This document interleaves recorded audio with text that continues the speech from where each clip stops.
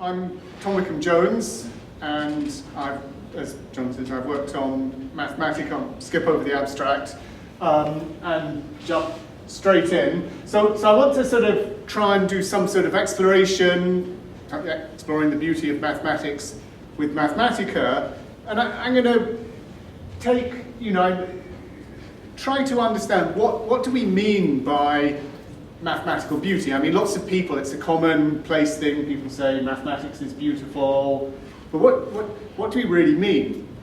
So the study of mathematics and the study of beauty are ancient. They've been studied since the time, ancient Greeks. And I mean studying mathematics as an abstract form in its own right, not mathematics for, applied to sort of certain, sort of buildings and things. It's been studied for a long time, but in particular, mathematics itself it's quite hard to pin down exactly what it is. So since mathematics is hard to pin down, some notion of mathematical beauty is also hard to pin down, and it's possible that this notion of mathematical beauty is a slightly more recent sort of thing. So anyway, right, in my talk, I've got various goals. I want to try and explore mathematical beauty, where it comes from. I want to show a little bit of how Mathematica can be used to explore these things, and I'm going to use examples from different areas of mathematics, but trying not to be too technical and not too abstract. Though a lot of you here, of course, are very, professionally trained mathematicians. And I want to say, does mathematical beauty say anything about mathematics? Or is it a question of aesthetics? Right, so maybe a place to start in mathematics is starting with mathematical proof. And this is kind of like a key element of being a professional mathematician. And it's almost tempting to see the forming of proofs as a definition of mathematics, though that's kind of problematic in itself. So one of the earliest mathematical proofs might be Pythagoras' theorem. So Pythagoras' theorem, and I'm talking here about as a way to prove formally the correctness. And this is going back to the sort of age of Greek mathematics, and again in mathematical beauty. Mathematicians often talk about proofs being beautiful. So let's come here, and I've got a Mathematica tool that is useful for exploring one of the proofs of, this is a very old proof for Pythagoras. So we've got a triangle here, and we need to show that the areas of, you add the areas of these two squares, and it's equal to this one here. So the proof here goes something like we turn these squares into parallelograms. We've kept the base and the height, that's to be equal, and then so the parallelograms have the same area, and then we slide it down. Again, the same sort of thing, maintaining base and height. So we've proved the parallelogram. We've proved the theorem. Now this thing here isn't necessarily a proof, but it can help you to understand a proof. It can give some sort of insight into it. And just a little thing, this is the sort of code behind this. So, but that's all the code. There's nothing, there's nothing else. So, looking at Mathematica in itself, so some of the Mathematica functionality that makes this convenient to build things like this is you can manipulate mathematical formulae as a sort of first-class citizen. We've got this sort of integrated graphical language that sort of connects into it. We can build these user interfaces, and we have this, sort of literate programming style and a flexible programming language. So let's just have a little digression on Mathematica. Maybe some of you know it and have used it, but I'll just give a quick sort of idea. I mean, I can use it pretty much as a sort of calculator, calculating, sort of numbers, sine of, 1.5, and then I can take the square root of things and work with numbers, as you can in quite a lot of systems. But something that's slightly a bit more different is I can work with other types of numbers. So this is like I can calculate, digits of pi, but I can calculate 100 digits of pi. You can't do that in, this is using software arithmetic, not the sort of normal hardware arithmetic. Or I could say work with computer fraction. So again here, it doesn't make any approximation. It's going to keep this or compute the square root of this fraction. Again, it maintains the sort of it's not going to make an approximation unless you tell it to make an approximation. We can also work with formulae. So here I can sort of expand out some polynomial. So again, mathematical formulae are first-class citizens. We've got this programming language that's at the core of the system, and one of the key things about it is the scaling of the system. So people often talk about, does your computer system scale? And they often mean it scales to very big things. But it's just as important that your tools should scale to very small things, so that if you want to do some quick and simple, immediate thing, you don't have to do a whole load of stuff. And in modern programming languages, like say if you're working in C++ or Java, if you want to do the simplest exercise, you probably have to write about 50 lines of code to set up classes and write a main program and things like that. And so those are languages I work with. They're very good ones, but they don't scale necessarily to small scale. So that's kind of a key thing. So we can have this nice graphics system. That's the part of, a lot of our visualizations are built out of sort of graphical sort of forms. And we have this, sort of jumping around a bit. We have this sort of language of graphical primitives that again is on the same setting as the, they're just mathematical objects. And so here, for example, I can take a 3D object and use it as the coefficient in a polynomial, and I've made a so everything is compatible with everything else. Need to keep moving quickly. So the last thing I'll just show you, because I'll be making some use of this in the talk, is this way we have, this is another example of scaling to make user interfaces. So I can make this plot, but supposing I want to experiment with changing a parameter, then I can do something like this, and it makes a user interface that I can sort of work with. And this is the thing a lot of our users like, and people who are not professional programmers can very quickly make quite interesting user interfaces. So, and then in addition to that, there's a huge library with many areas of computation, visualization, all sorts of things. So you can find tools to solve all sorts of mathematical problems.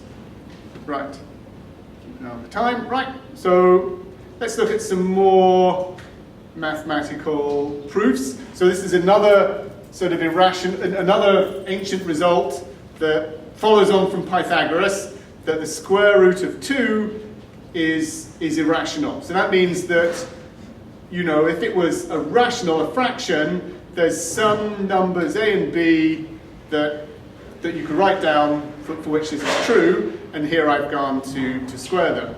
So we can test this with an algebraic technique in Mathematica. This is kind of sort of cheating. This is saying, taking this sort of mathematical identifier, can we find solutions A and B where there's integers for which this is true? Mathematica tells you that's false.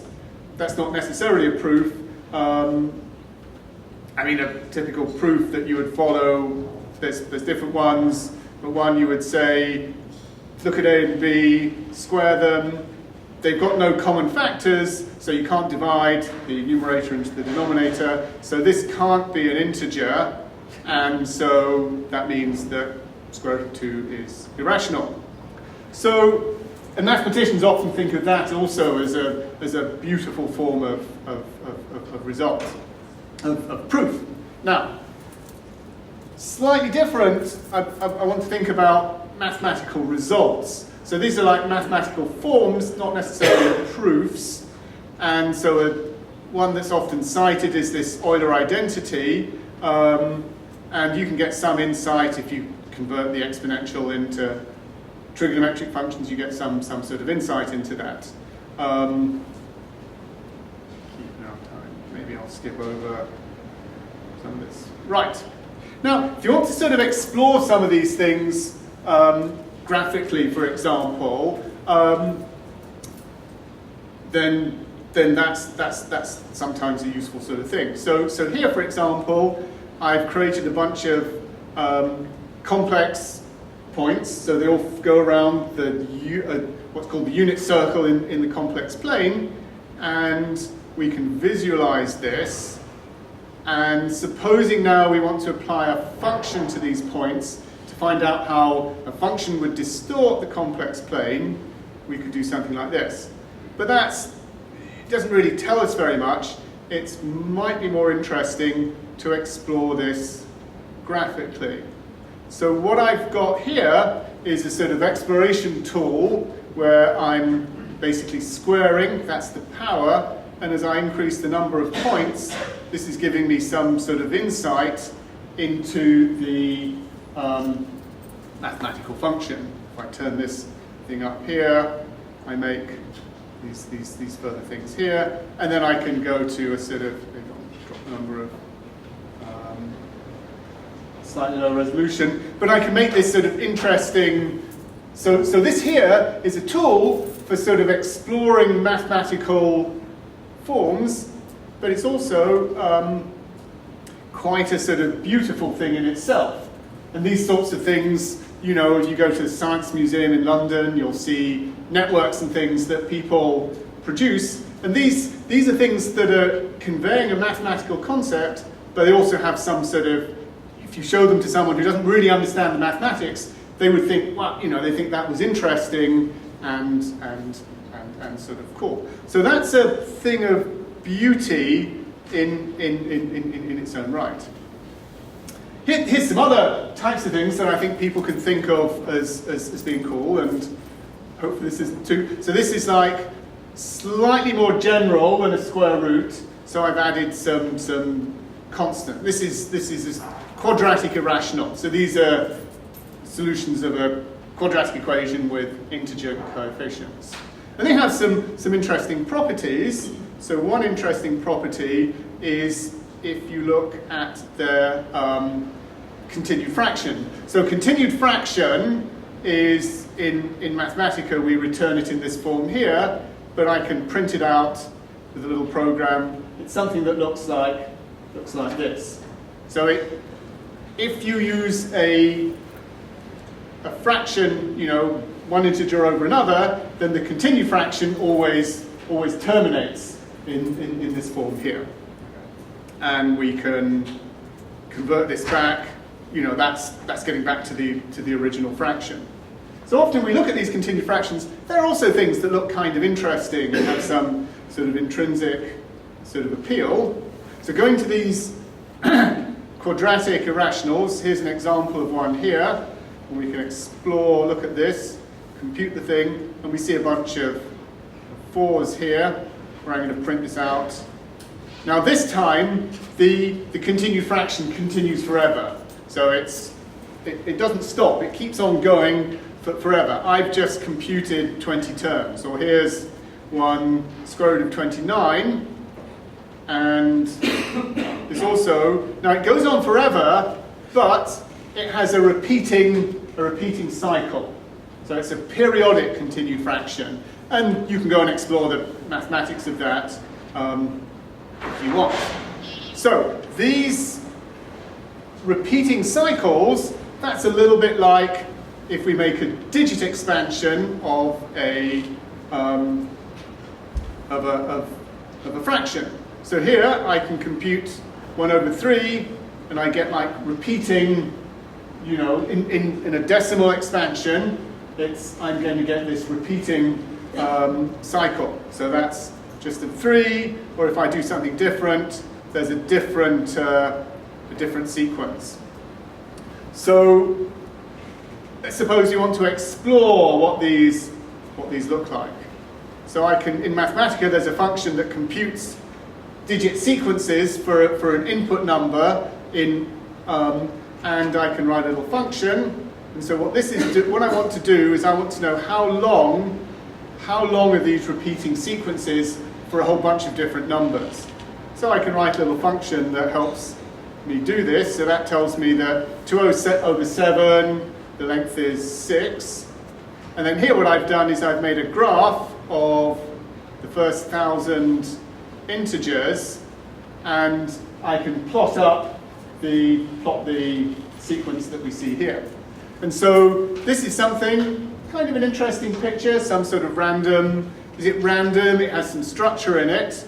Of course, you can start to answer questions like, so there's this band here, and the reason for that, you don't get any numbers here because the length of the repeating cycle can never be bigger than the number itself, because there's only finitely many remainders. There's only finitely many remainders, and eventually you'll get back to one that you started with. So that's fairly easy to explain. These other ones are more, I think, are a bit more complicated. But then we can say, is this beautiful? Not sure. It certainly lends itself to experimentation.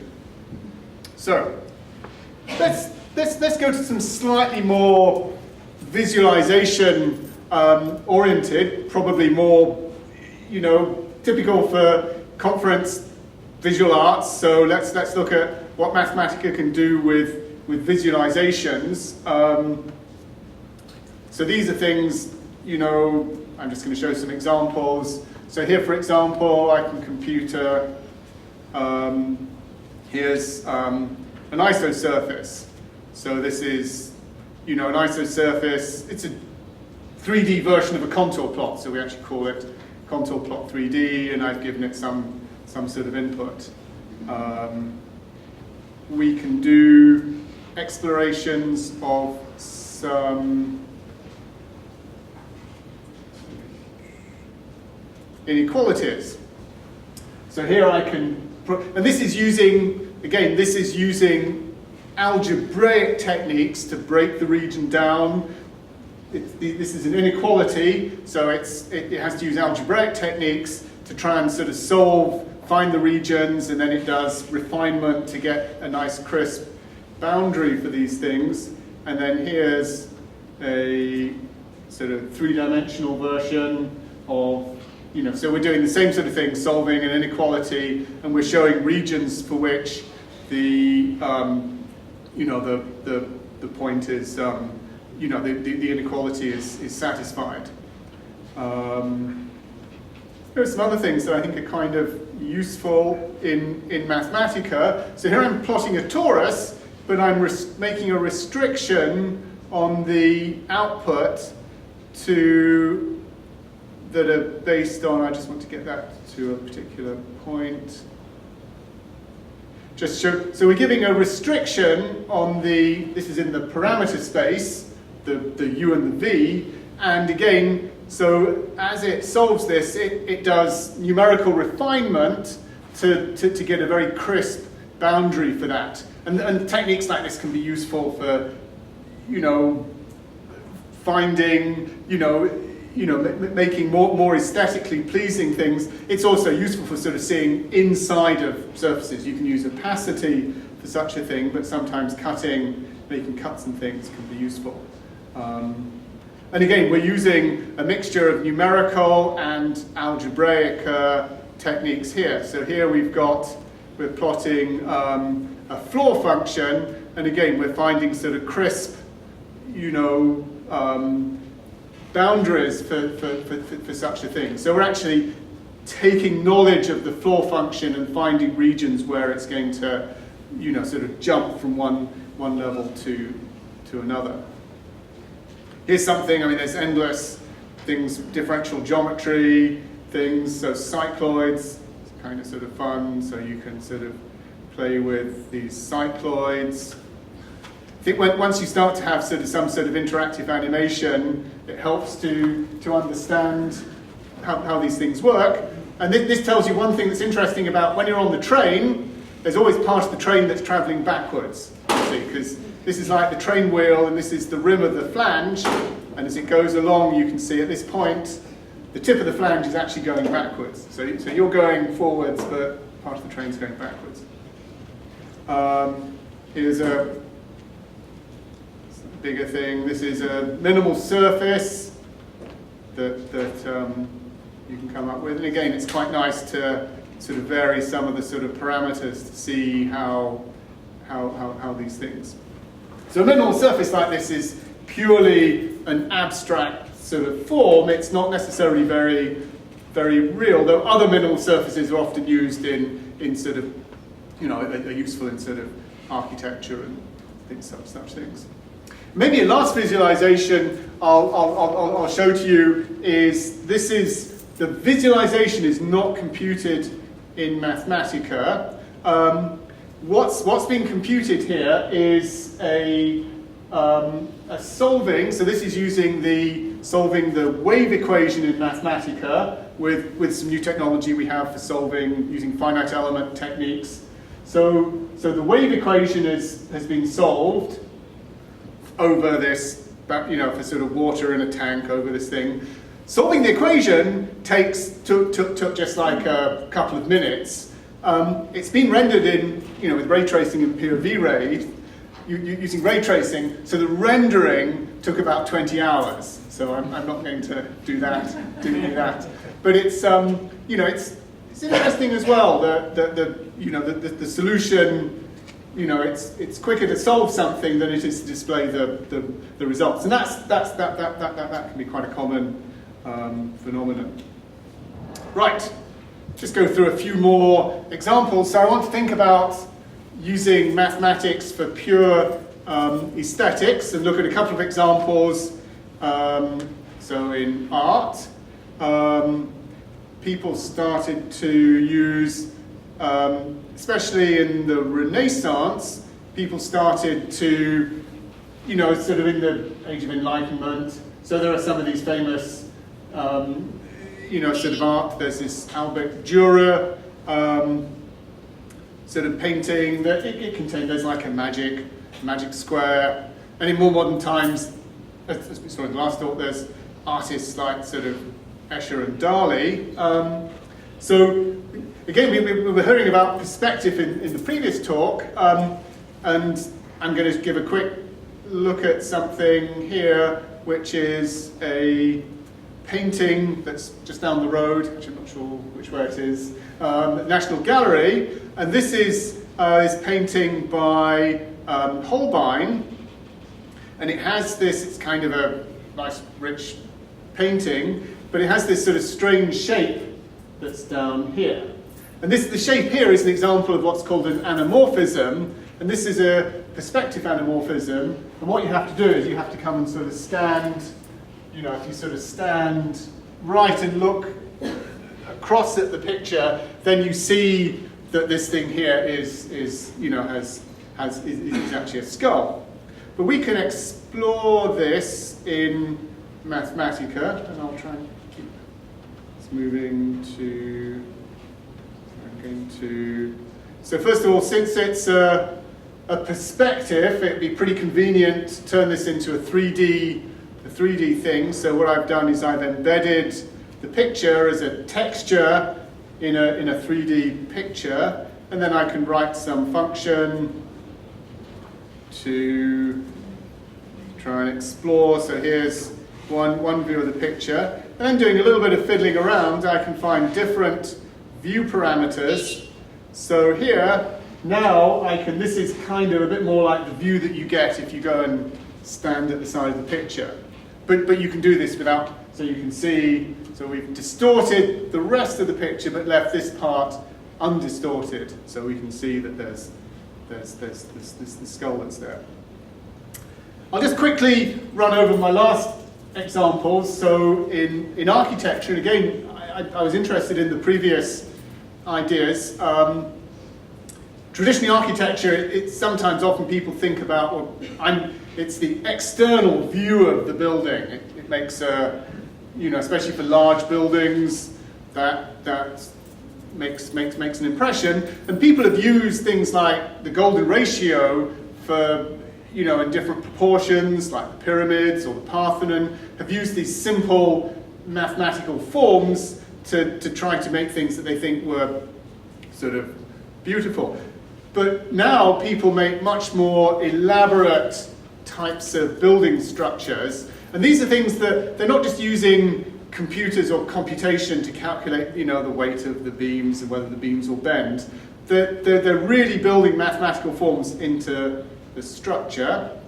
And so here's one example. This is a tower in Seoul that has these sort of waves that go along. And here's just a little sort of simple exploration tool in Mathematica that can sort of explore such a thing. Another, this was another type of tool that we can have is, I'm seeing here, and so I can add different sorts of twists and make different things. And so I can make a building, a structure that's a little bit more familiar in London, and then with a little bit more work, we can add some sort of textures and make something that has more of the form of the London building. So a similar type of thing can be used to look at another building. This is in Hearst Tower in New York. So it's slightly more conventional because it has this sort of rectangular form, but it uses this diagrid, these interlocking triangular forms, and so with those, the building's able to avoid sort of large, strong corners that sort of hold the building up, and that has some sort of interesting ability, some sort of interesting visual effect. So we can build a model of this in Mathematica, and that's kind of an interesting thing. But of course, since this is Mathematica, we could do some other things. So we could wrap the building around, make it into a torus. So there are buildings, plenty of, not many, but there are buildings, Museum of Modern Art in the Frank Lloyd Wright, kind of has the form of a torus. But then we can go one stage further, again, we're not constrained, and put in a twist into the thing, so make actually a Mobius structure. So this is one, you'd probably need to have this in space, or to use some sort of augmented reality, but to deal with the sort of gravity types of things.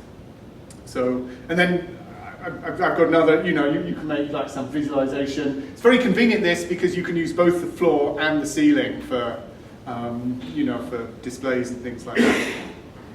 So, I think I'm just running to the end of my talk, and I'll just give a sort of summary. So I started, I wanted to look at some real mathematics, proofs and results, and then I went through there looking at, nice looking pictures and interactive explorations to real visual, creative, forms that have some connection with mathematics, like art and architecture. And so, does this bring us any closer to understanding what mathematical beauty is? And, I'm not sure. And one of the things I think it's good is to avoid this sort of view of the sort of Platonic, the originated with Plato, idea of mathematics as that really, there's this sort of abstract world out there that's mathematical reality, and we live in our world, and mathematical reality lives out there. Now that's a very common view of mathematics, but particularly I think mathematicians often think of that's what mathematics is, and what their work is they're getting insight into this world. Now, there's all sorts of, of course, people are free to think whatever they want, and it doesn't interfere with their work as professional mathematicians, of course, but, in a philosophical sense, there's a number of problems with such a view, and this is why, it's very hard to pin down what mathematics really is. So another thing I found that I thought was interesting was that, you know, they've done some work on this. So this is cognitive science work using that great tool, you know, functional MRI. And one of the things they found was that, you know, they'd show mathematicians pictures of equations and proofs, and then they'd show them works of art, and their brains actually were reacting in very similar ways. So maybe that means that mathematical beauty is subjective, a subjective form that really has no necessary meaning other than something that's sort of aesthetically pleasing in some, you know, slightly hard to define way. So anyway, you can think like that, but I think that a tool like Mathematica, computational tool to do these quick exploration things, can be helpful to explore a thing like that. So I think I'll wrap up. I've just got a couple of references and things that I found that are useful. There's a couple of blogs on architecture and art and things, and then there's this demonstrations website that's got this huge collection of interactive examples and things that are fun things to sort of explore mathematics and other areas. Anyway, I'll wrap up, so thanks very much. Thank you. Thank you.